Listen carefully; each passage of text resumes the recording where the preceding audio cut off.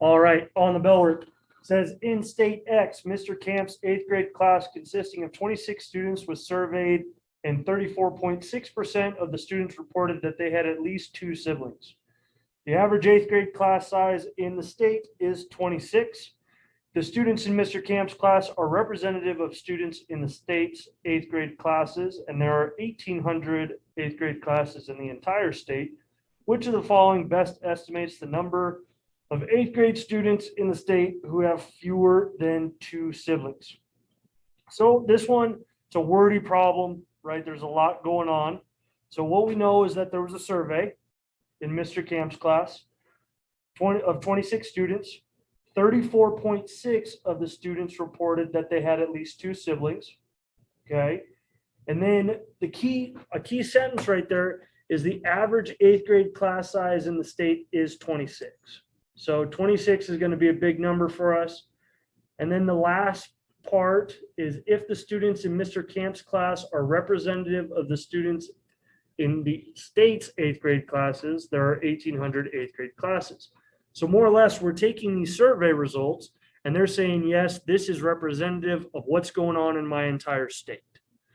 Okay, with everything being 26. So what we could do is we could take 26 times 1,800 and then take 34.6% of that and then try to figure out the amount of students who have fewer, right? But there's actually an easier way. And it's because this class or this state or this class sample is representative of what's going on in the state. So first, we want to figure out just how many actually have two siblings or more, right? And we would do this by taking 26 times 0.346. Okay, this gives you, since it's percentage of, this will give you the amount of students who have at least two siblings. And that percentage, or that number is about 8.996. Okay, 26 times 0.346. Obviously, we can't have half of a human, so it's closer to 9 than it is to 7. So we're going to say that in each class, there are 9 students who have 2 or more, right? Of a class of 26, that means that 17 have 1 or no siblings, right? We have fewer than 2 siblings. So what we can do here is we can take this number of 17 and multiply that against 1,800, and that'll give us the amount of students who have 2 or who have fewer than 2 siblings. That number, plug it into a calculator, is 30,600, which corresponds with answer C. Okay, other ways that we could have looked at it, we could have taken 26 times 1,800 and then multiplied it and then carried off our subtraction that way. If we wanted to, this way is just a little bit easier, it's a little simpler. We can do it because they say the sample size is representative of the population, right? And they give us that little key tidbit that the average 8th grade class in the state is 26. So we're able to kind of manipulate it without having to go through a wealth of math on that one. But the correct answer is C. And now we are off to our lecture. As always, the first thing we'll start with is the 5-minute check. This will be over section 3.1. Remember, section 3.1 was all about graphing quadratics, so we had a lot of parabolas. This section is going to line up pretty well with that. We're just going to extend, and we're going to be able to find x-intercepts or roots. Okay, so number one. Does the function f of x, which is equal to 3x squared plus 6x, have a maximum or a minimum value? So on this one, we don't really have to do any math. We just have to understand how our equation works. Remember, it goes where we have our quadratic term, where it's 3x squared. Then we have our linear term, which is 6x. That's what moves it left and right. So we have a quadratic and a linear, and then typically we have a constant. In this case, our constant is 0 because it's omitted. And we can tell if it has a maximum or a minimum just by the sign of A. If A is positive, that means our parabola is facing up or it opens upwards, and we have a minimum value. If the value of A is negative, it means our parabola is opening downwards and we have a maximum value. So this one, since A is positive, we have a minimum. You know that right off the bat. Okay, so find the y-intercept of f of x, which is equal to 3x squared plus 6x. So in this case, remember we have quadratic, linear, and our constant. Our constant always turns into what would be our y-intercept. Because when we plug in 0, you would zero out almost anything. Because 0 squared, right, we plug in 0 here. 0 squared is going to be 0 times 3, which is still going to be 0. And then plus 6 times 0, which is also 0. So 0 plus 0 is equal to 0, right? So our y-intercept, in this case, even though it is omitted, it is the constant of 0. Okay? Remember in the quadratics, whatever is your constant will always be the y-intercept. Oh, I went too fast. Okay, find the equation of the axis of symmetry for f of x, which is equal to 3x squared plus 6x. This one, we actually have to do a little math. Remember the axis of symmetry and the x value of our vertex can be found by running it through the equation a negative b over 2a. So in this situation, we have 6 as our value for b, because that's the coefficient of our linear term. And then we have 2 times 3 in the denominator, because the a value is what is associated with our quadratic term. So 2 times 3 is 6. So this is reality is a negative 6 over 6 or a negative 1.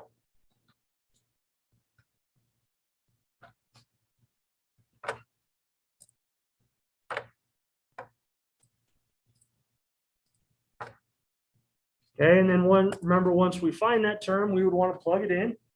So find the x-coordinate of the vertex of the graph. So the beautiful thing is the location of our axis of symmetry and the x-coordinate of the vertex are the same number. So we've already ran it through negative b over 2a. And we proved in the last one that we got negative 1. Since that's the location of the axis of symmetry, that will also be the x-coordinate of the vertex. So C is also negative 1. Now it wants us to graph it. Okay, here's where I gotta add to it. So I can eliminate a couple already. So I know that my axis of symmetry is at negative 1, right? So if I look at graph A here, you can see the vertex and the axis of symmetry is on 1, so I can eliminate that one. Answer choice D, that's a parabola opening downwards. So since I don't have a negative a value, I know it can't be D. So it's really between C and B, which is the y coordinate of my vertex. So what I would do is, because I've already found my axis of symmetry and the x coordinate of my vertex, I'm going to plug negative 1 in. So 3 times negative 1 squared plus negative or 6 times negative 1. Negative 1 squared is 1 times 3. That's 3. 6 times a negative 1 is a negative 6. 3 plus a negative 6 leaves me with negative 3. So I'm looking for the graph that has my vertex at negative 1, negative 3,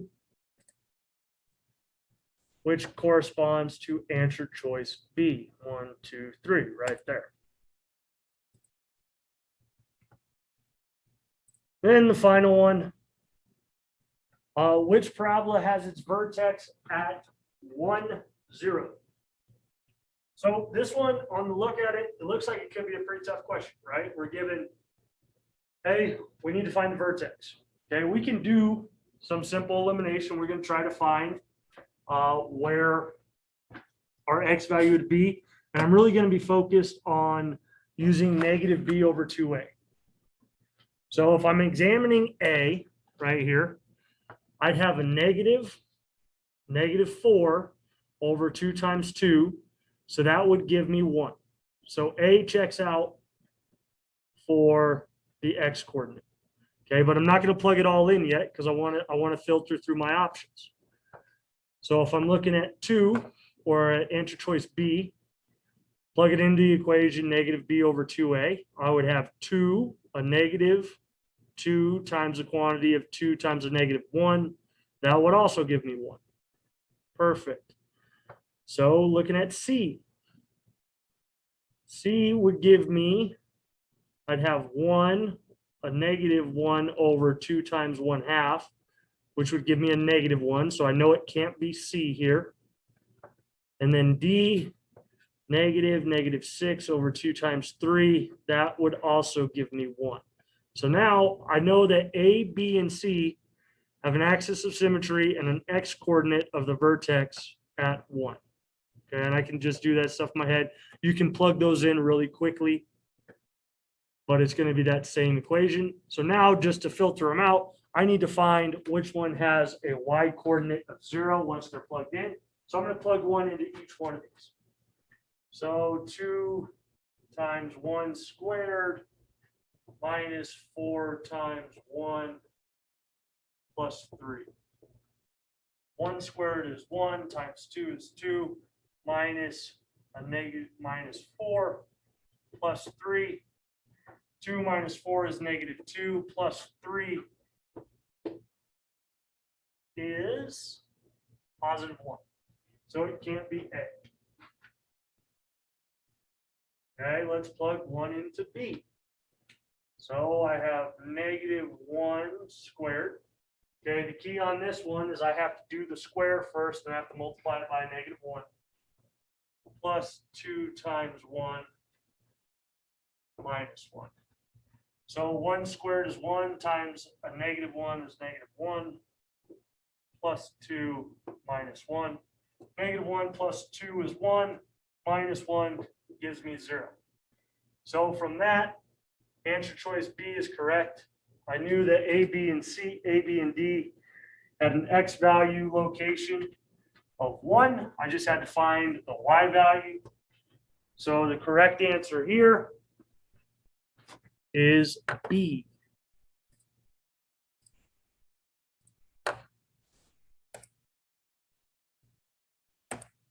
All right, so that's your mathematical check.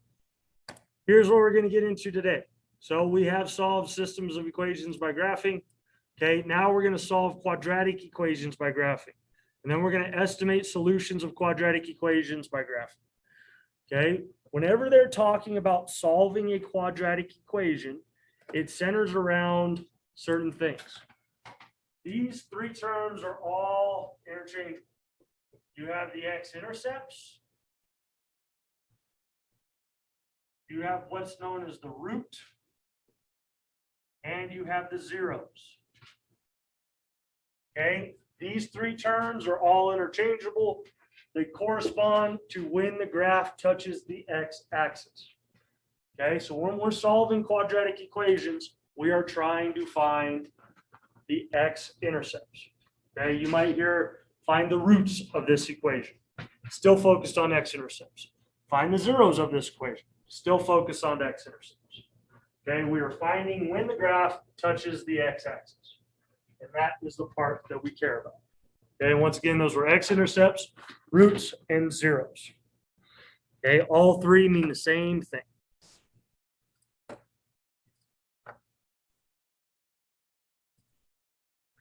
So we have quadratic equation. That's any equation that's written in the form ax squared plus bx plus c. Okay, those are the equations that we had been working on last time I lectured, which I believe was 2 weeks ago. That could explain why I'm a little out of breath right now. Got to get into shape. The standard form, okay, the standard form of that equation is with your quadratic term out front, so ax squared, Then it goes to your linear term, which is bx, and then it goes to your constant, which is c. Okay, then you have the root. Once again, that's an interchangeable term for x-intercept. And then you have the 0. Once again, interchangeable term for x-intercept. So what we're doing is we're going to be graphing these by hand, and then we're going to be locating or estimating where our x-intercepts fall. Okay, is how you could put a high-level summary on our chapter today. So we have solve x squared plus 6x plus 8, which is going to be equal to 0 by graph.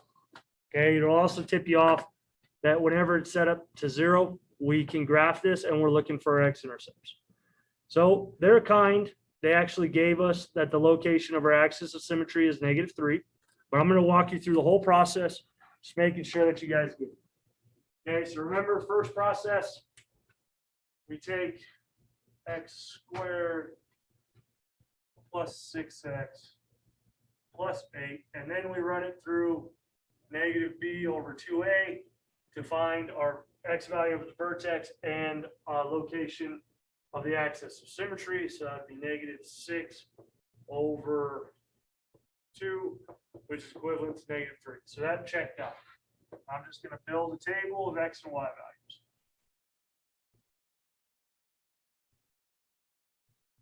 And remember, I'm looking for x-intercepts. So I want to pay attention to my sign as I'm plugging in values for y, because if it's negative then goes to a positive, that means that I've touched the x-intercept. Okay, or if my y value is a 0, that means I have an x-intercept.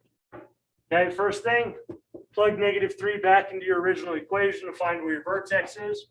So -3 squared plus 6 times -3 plus 8.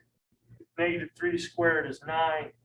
6 times -3 is a -18 plus 8. So 9 minus 18 is -9 plus 8 is a -1. Okay. So now I want to be selective with my points. I'm going to pick -1, -2, -4, and -5 for my x values. Okay, and the reason I want to do that is because I can minimize my self-work, right? Some of these points are easier to plug in than others. So -1 and -2 are the easier points to plug in. And since they're going to be equal distant from my axis of symmetry, those are going to give me the answers for -4 and -5 as well.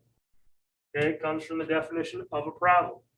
So plugging in -1, -1 squared plus 6 times -1 plus 8. -1 squared is 1 minus 6 plus 8. 1 minus 6 is -5 plus 8 is 3. Okay, so what I can do there is I can also fill out my opposite point. -1 is 2 units away from my vertex, 2 units to the other side. They have to have the same y value, or else I do not have line symmetry, which is a key aspect of having the quadratic function. Okay, now plugging in -2, get -2 squared plus 6 times -2 plus 8. So -2 squared gives me 4. 6 times a -2 is -12 plus 8. 4 minus 12 is -8 plus 8 gives me 0. So -2 and -4 have the same y value because they're equal distant away from the axis of symmetry. And you can see right there, clean as day, I have my x-intercepts. Therefore, the roots or the zeros of this equation occur at -2 and -4. Okay, and you can do it by building a table. You can do it by actually constructing the graph if you want to. Either way, you're going to get the same answer, right? Because you would take these points and actually plot them. We just know that where we touch the x-axis is our x-intercepts, right? So if I have a y value of 0, that means I'm on the x-axis. It's pretty easy, pretty simple that way. Looks like I have a chat.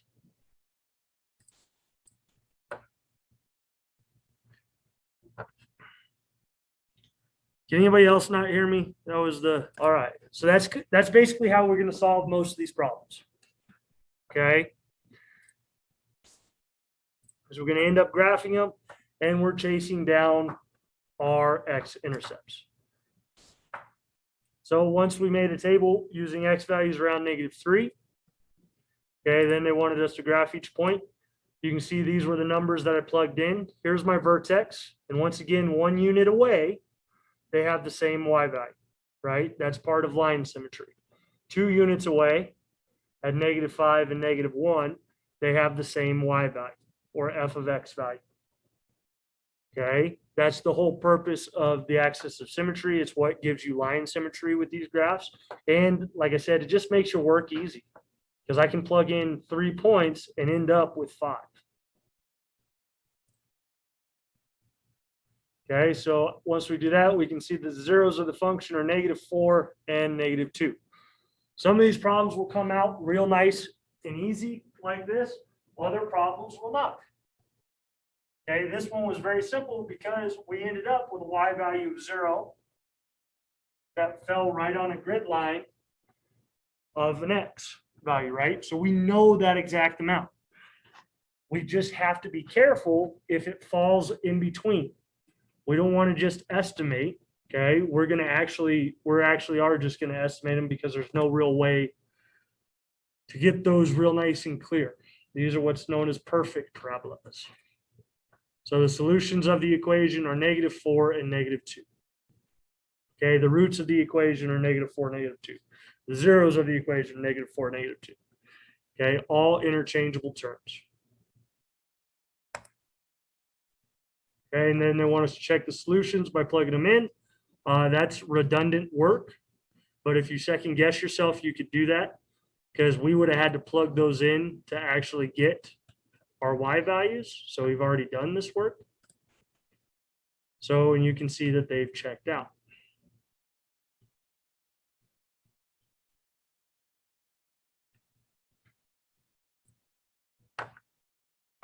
Okay, so solve x squared plus 2x minus 3 equals 0 by graphing.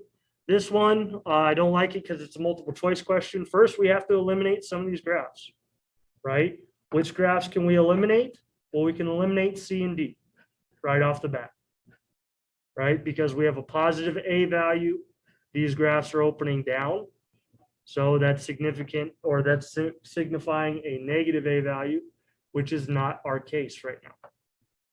So what I need to do is find the vertex to sort through the rest of them, and then I can just pick these off of my graph. So I was given x squared plus 2x minus 3. Okay, if I run it through my equation, negative b over 2a, I get 2 over 2 times 1. That simplifies to a negative 2 over 2 or negative 1. So that is the location of my axis of symmetry. It's the x value of my vertex, and it helps me figure out which graph I'm going to be using. So I'm going to be using A here. And then when we're given a graph, we can actually just count how many grid marks, right? We go 1 grid, or we go 1 unit to the right. So, and you can see that we hit directly on the x-axis. Okay, it's on a grid, so I feel pretty comfortable that that's a 1 for that. And then 1, 2, 3, negative 3. They're both touching the x-axis. So we can declare this answer as A.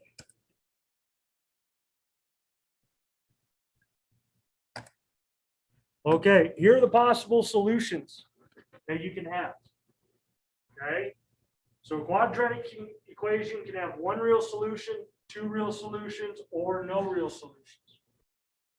Okay, the one that I want to talk about is the no real solution. Okay, These are graphs that never touch the x-axis, right? We have a minimum value here, and you can see this parabola is opening up. So when our vertex y value is above the x-axis and we have a positive a value, we know we're never going to touch the x-axis. So we have no real solution.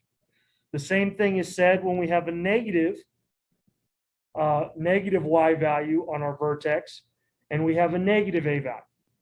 So you can see that parabola, like if it were flipped over the x-axis, it would be beneath the x-axis and then opening down, which is close to no real solutions. We would call those imaginary solutions. Okay, and we'll talk about imaginary units and complex numbers after y'all take the SAT. That'll be a lot of fun.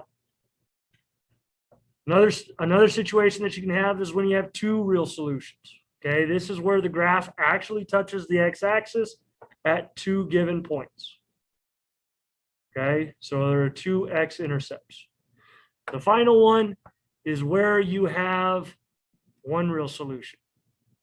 Okay, and that's when your vertex is on the x-axis and your graph opens up or opens down. So your max or your min is y is equal to 0. Okay, so I'll give you a second to write those down, and then we will continue.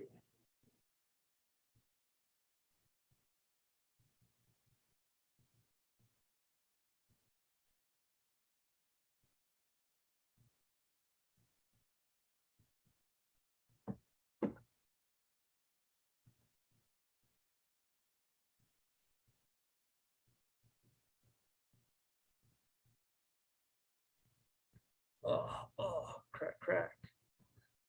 All righty. Okay, so here's one where we have one real solution.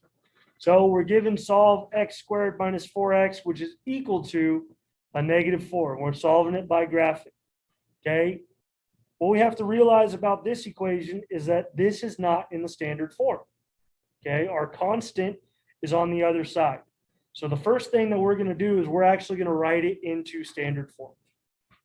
Okay, we have to do that first. So we're going to bring that -4 to the other side by adding. And once we do that, we're going to be left with x squared minus 4x plus 4, and that's going to be set equal to 0.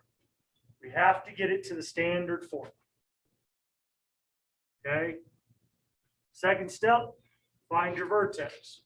So negative b over 2a, we have a -4 over a -2 times 1. So that simplifies down to a -4 over 2. You can see I have two negatives here. Those are going to cancel out to make a positive. So my vertex value is 2. Okay, my vertex x value is 2. So building my table of x and y coordinates. Some of these points are going to be real easy. 2, 1, 0, 3, 5. Okay, I want to find where my vertex is at. So I'm going to take 2, I'm going to plug it into the original equation. So I get 2 squared minus 4 times 2 plus 4. 2 squared is 4. 4 times 2 is 8. So 4 minus 8 is a -4 plus 4 gives me 0. Okay, at this point, what I've just done is I've just answered the question, right? They want me to solve the roots. Well, I just found that my vertex falls on the x-axis, right? With the vertex being on the x-axis, no other points can touch it. Okay, this graph, because it's a positive a value, if I draw a little sketch of it, right here, where 1, 2 has a value like that. It's going to look something like this. Okay, my vertex was on the x-axis. I know that it can only have one real solution. Boom, I'm done. The solutions or root of this equation are when x is equal to 2.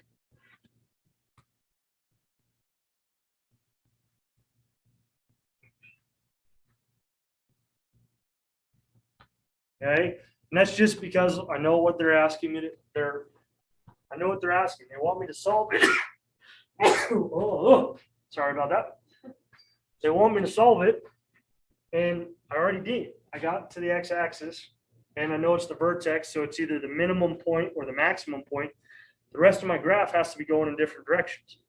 I can't go any farther than that, or I shouldn't have to go any farther than that, because I found the vertex is on the x-axis. So you can do these pretty quick.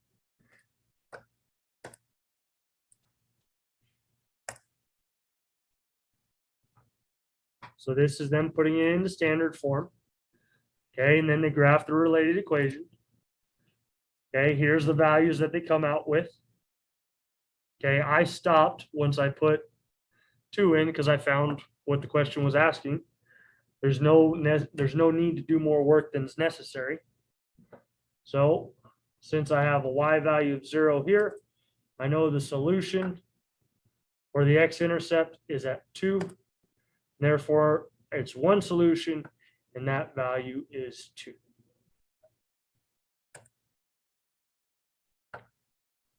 Okay, so here's another case. We got a multiple choice question. Let's see if there's any that we can eliminate. We have a positive a value, so therefore it cannot be graphs B and D. I just need to find the location of my axis of symmetry, which would be a -6, a -6 over 2 times 1, which would give me 3. So if I plug 3 into this equation, I get 9 minus 18 plus 9. That gives me 0. So based upon the graphs given in the choices, I knew that it had to be A because I have a positive A value.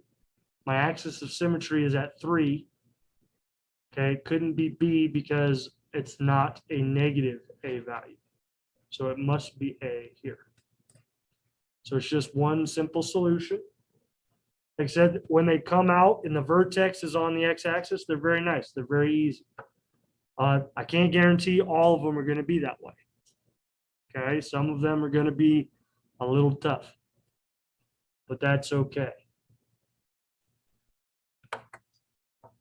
Like this one. No real solution. So use a quadratic equation to find 2 numbers with a sum of 4 and a product of 5. Okay, this one is where I kind of differ from the book, and you gotta understand what it's asking. It's asking you to find 2 numbers that will add up to be 4, that will multiply to be 5. Okay, so here's what I know about the number 5. Number 5 is prime. Okay, what that means is that the only 2 factors that you can ever multiply to get 5 are 1 and 5. Okay, so let's think of this. Okay, you could also, where the only true positive factors are 1 and 5. We could have a -1 and a -5. They would multiply to be a positive 5. Right? But if we look at how these would add up, 1 plus 5 is equal to 6. Right? A -1 plus a -5, which is the only other way to multiply to get 5, is equal to a -6. If I have 1, a -1, and a positive 5, those add up to be 4, but these 2 multiply to be a -5, right? That's not what it's asking me to do. I have to find 2 numbers that multiply to equal 5, that add up to equal 4. Okay, so when you hear product, you're multiplying. And then it's talking about the sum. Okay, one way that you can do this, see, I would do this all algebraically, but one way that you could do it is that we could have one number and just let one of them be equal to x, right? one of our solutions is equal to x. In order to get a sum of 4, my other number would have to be 4 minus x, right? That way plugs in and they'd add up to be that. Okay, to get the product of 5, what I do is take x times 4 minus x and set that equal to 5. Okay, then I can distribute this across. So x times 4 is 4x. X times a negative x is negative x squared. And that's still equal to 5. Now I could rework it, write it in the standard form. You get negative x squared plus 4x minus 5. Now that's equal to 0. And now I have my quadratic, right? Then I could proceed with finding my vertex and graphing my equation. Okay, so negative b over 2a, so that's 4 over 2 times negative 1. That gives me negative 4 over negative 2, which simplifies down to 2. Plug 2 in there, 2 squared, that's negative 4, plus 8.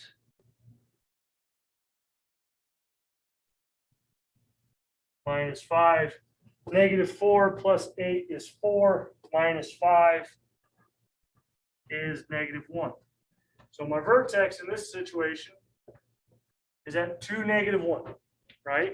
If I pay attention to the sign of my y value, which is negative 1, and the a value of the quadratic that I created, my vertex is beneath the x-axis, and my graph continues downward, right? Because negative 1 is the maximum value. So in that situation, my graph is never going to touch the x-axis. It's going to look something like this.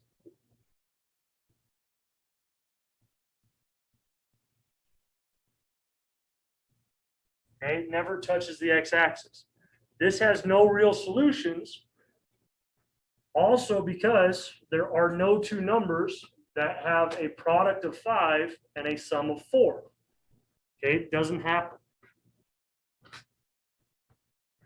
Okay, but you can do that logically and think through it algebraically, or you can build the quadratic like the book it expects you to. But I'd prefer to think logically. So let x one of the numbers, then 4 minus x is the other number. Then they build their quadratic this way. Okay, so 4x minus x squared is equal to 5. That's them distributing that in. Then they write it in.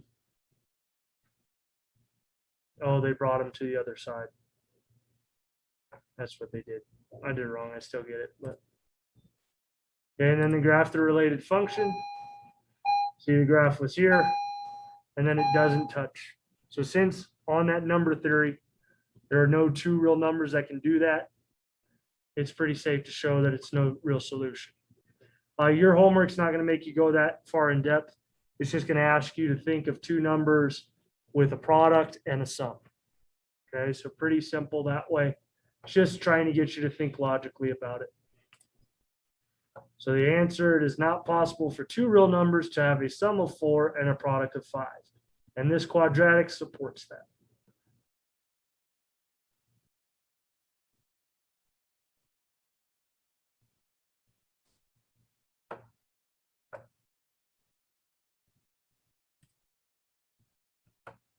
Okay, so use a quadratic equation to find two numbers with a sum of 4 and a product of 14. Okay, so we're trying to add up to 7 and we're trying to multiply to be 14. 14 is not prime, so there are multiple numbers that will multiply into it, but let's look at them and we'll even consider the negatives. So first one, we have negative 1, negative 14, because it has to be positive. So negative 1, negative 14, those multiply to equal 14, but they add up to be negative 50. So 1 and 14 Same thing, they multiply to be a positive 14, but they add up to be a positive 50. Okay, we can have -2 and -7. Those would multiply to be 14, but they add up to be a -9. We'd have 2 and 7. So again, they multiply to be a positive 14, but they add up to be a positive 9. There are no other numbers that multiply wholly into 14. Okay, so from this, you can conclude that there are no two numbers with a product of 14 and a sum of 7. So in this case, no such numbers exist. Okay, I know the two examples from the lecture show that they don't, or that just don't assume that the answer is no such numbers. You will come across some that do.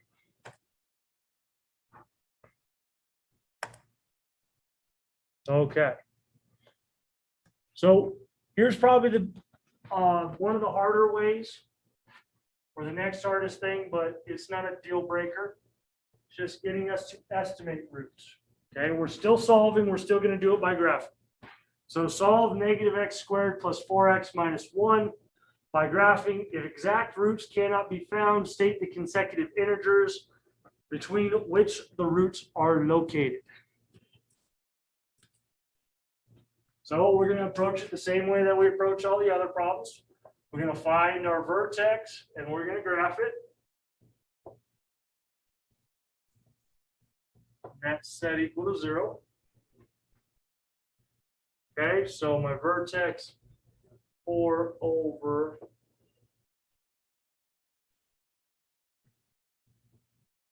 so that would be a -4 over a -2, which simplifies down to 2. So there's my x value of my vertex, my axis of symmetry. That is at 2. So 2, 1, 0, 3, 4. Okay, now I plug 2 in to find the y value of my vertex. -2 squared plus 4 times 2 minus 1. So 2 squared is 4, but the negative out front, you have to do the exponent first and then multiply by the negative. So that's -2 plus 8, because 4 times 2 minus 1. So -2 plus 8 is a positive 6, minus 1 gives me 5. Okay, at this point, I can make a pretty good assumption of what's going to happen, right? My x value or my vertex is on the x-axis, so I know it's not one solution. So it's either two solutions or it's no solutions. Here's where I want to know the knowledge, or have the knowledge of having a negative a value, which means my parabola is opening up down. My y value is above the x-axis, so this is going to have two real solutions. Okay, it must. But I need to find out what these two real solutions are. So I'm going to fill out the rest of my table. The next point that I'm going to plug in, because it's the easiest point, is 0. So a -0 squared is 0, plus 4 times 0, which is 0, minus 1 gives me -1. Right? So that in itself tells me, hey, as I get farther away from my vertex, my graph gets negative, so therefore I cross the x-axis. Okay, but I want to see if it happens between 1 and 3.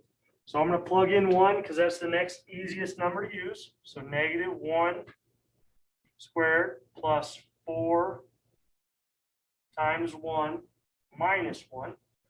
1 squared is 1 times a -1 is -1. Plus 4 times 1 minus 1. -1 plus 4 is 3. Minus 1 is 2. So here you can see my x-axis, this is going to be 1 where my graph, it doesn't cross on those grid lines. Like if I plot these points and build my graph, so 1, 2, 1, 2, 3, 4, 5, I'd have it there, 1, 2.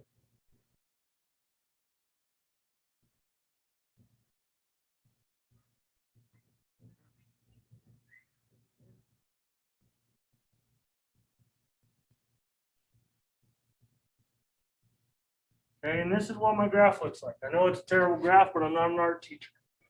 But you can see, I know I got a little haywire here and crossed on the origin, but in all reality, this section comes down in between 0 and 1. Okay, it comes down in between because 1 is a positive 2, 0 is a negative 1. What that means, and because it's asking me if exact roots cannot be found, state the consecutive integers between which the roots are located. Well, the consecutive integers of which these roots are located are between 0 and 1 and 3 and 4. But here's why. Okay, I know that I had to have touched the x-axis when finding in between these roots because I switched signs in my y values. This side I went from a negative to a positive. That means I touch the x-axis. It's the only way I can come from a negative y value to a positive y value. Have to cross the x-axis. Then on this side, I go from a positive to a negative. Once again, since there's a sign switch on my y's, I had to have touched this x-axis where y is equal to 0. Okay? So for this one, the consecutive roots for my answer are 0, 1, and 3, 4. Or the consecutive integers at which my roots are located are between 0, 1, and 3, 4. What?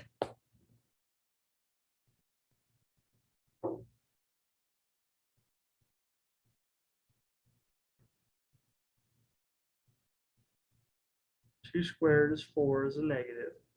It's negative 4 plus 8.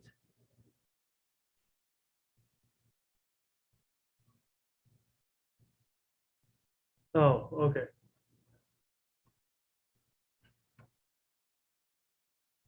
I was a little confused. I messed up on the vertex when I plugged it in. See how it's 2, 3? I had it as 2, 5. I'm better than that. Dang it. I still got the right answer, but I'm better than that. So here you can see the sign switch on my y values. And that's what I'm really focused on. So there is a better graph. You can see it does not fall on the grid lines. So, and because exact roots cannot be found, we estimate it. So between 0 and 1 and 3 and 4 are where our answers or our roots or our solutions or x-intercepts fall. Dang it. Dang it, dang it, dang it.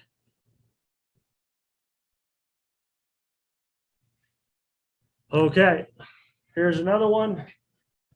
Hopefully I won't mess this one up, but we shall see.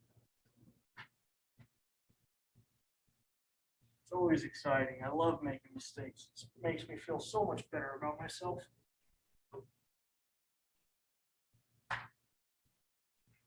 It's because I switched markers. That's what it was. X squared minus 4x plus 2. Okay. Find your vertex first. So negative 4 over 2 times 1. That's negative 4 over 2, which simplifies down to 2.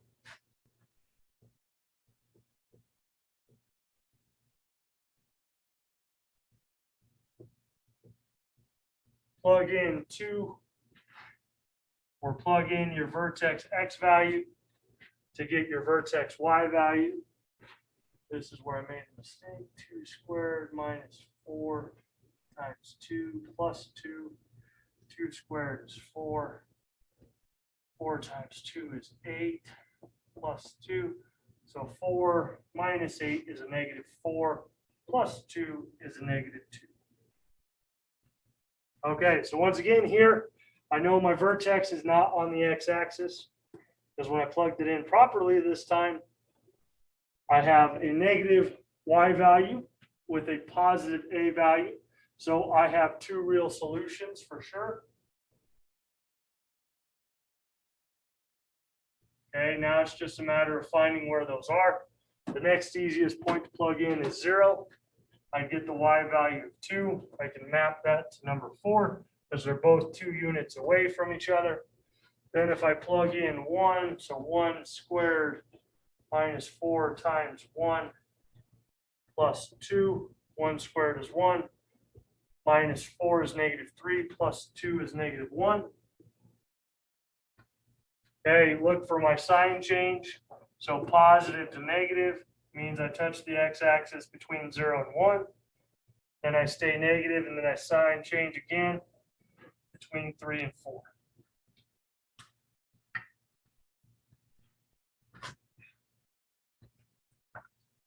So my correct answer in this case is going to be answer 1. So you can see it's a lot of graphing the way that we have done previously, but they just want you to dive a little bit deeper because we're all centered about the solutions. Okay, sometimes they'll give it to you in a table. This is asking you to use a calculator. Nope. Nope. Nope.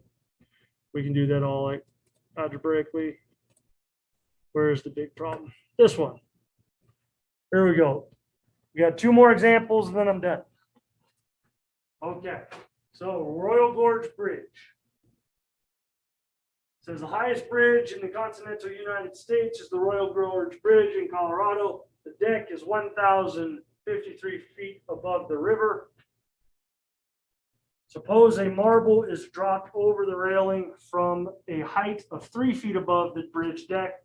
How long will it take the marble to reach the surface of the water, assuming there is no air resistance? Use the formula height, where h of t, height as a function of time, is equal to -16t squared plus h of 0, where t is the time in seconds, and h of 0 is the initial height above the water. This one we're actually going to use a calculator because this one's pretty heavy. But a couple things that we can pick out. Okay, and what we got to find. So h of 0 is the initial height. So our marble was dropped 1,053 feet plus 6 feet above.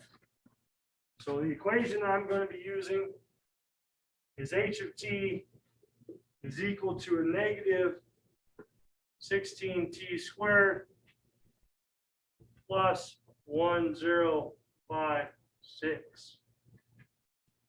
Okay, and what I'm trying to find is when does that height equal 0?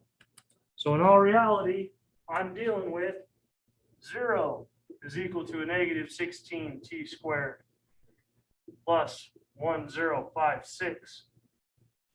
Okay, in this case, we're not going to be using a linear function, and we don't have a linear model. So we are going to be using Desmos or a graphing calculator.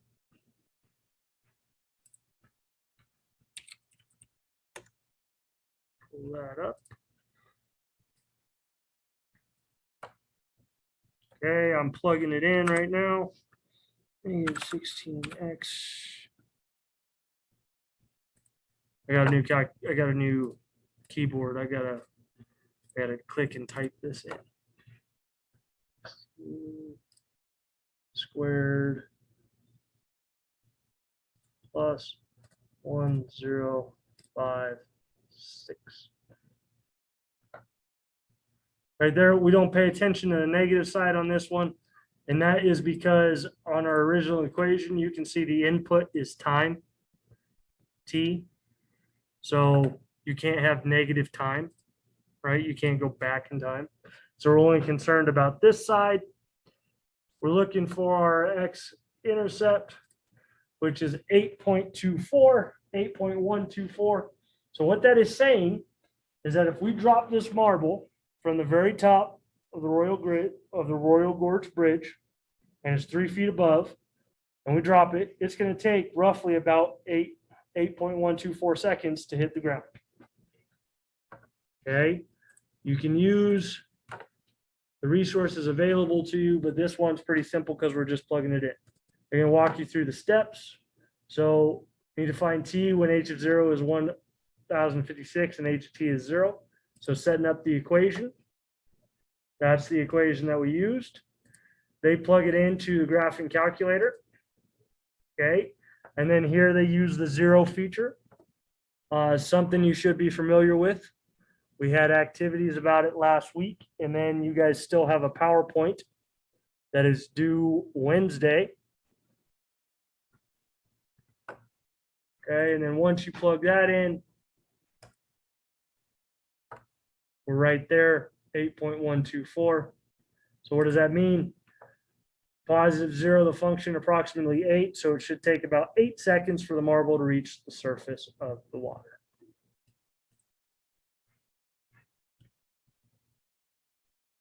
Here's another one. Okay, so it's off the Hoover Dam. Okay, it was built during the Great Depression. The dam is 726.4 feet tall. The marble was dropped when it was 6 feet above that. So if we just go back to Desmos and adjust my original equation and change that to 732.4.